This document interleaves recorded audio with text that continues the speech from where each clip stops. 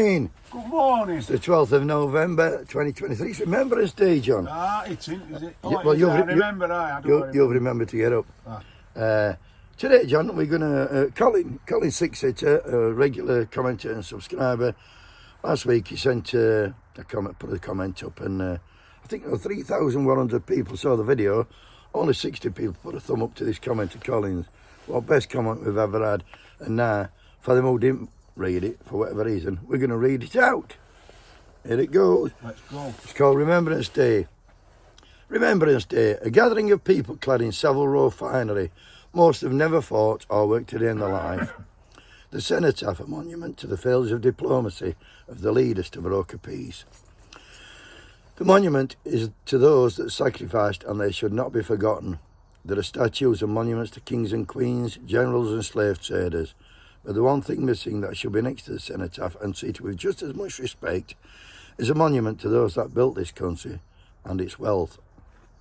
Those that died in the mines, the mills and the fields to supply this country with food and power. Those who died on building sites and railroads. Those that struggled to get the right to work and live with dignity, not given but fought for, that we now give up so easily today. So as you stand in silence, remember those who have sacrificed and will never have a monument and never be mentioned by those pretty speeches of those who rule.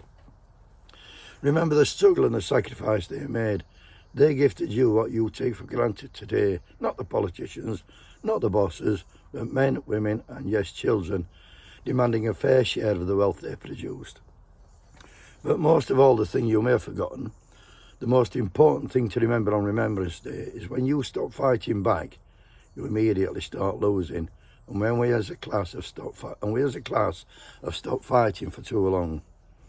After the 2-minute silence, open your eyes and wipe a shameful tear away, and ready yourselves to win back the gifts from our forebears we gave away without a fight, and resolve to take our place and our share in this country's wealth that our backs built.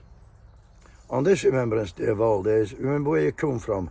Remember who built this country and who in war and work still sacrificed the most and received the least. But above all, resolve to once again join the fight in the war that never ends. Solidarity. Thanks, Colin.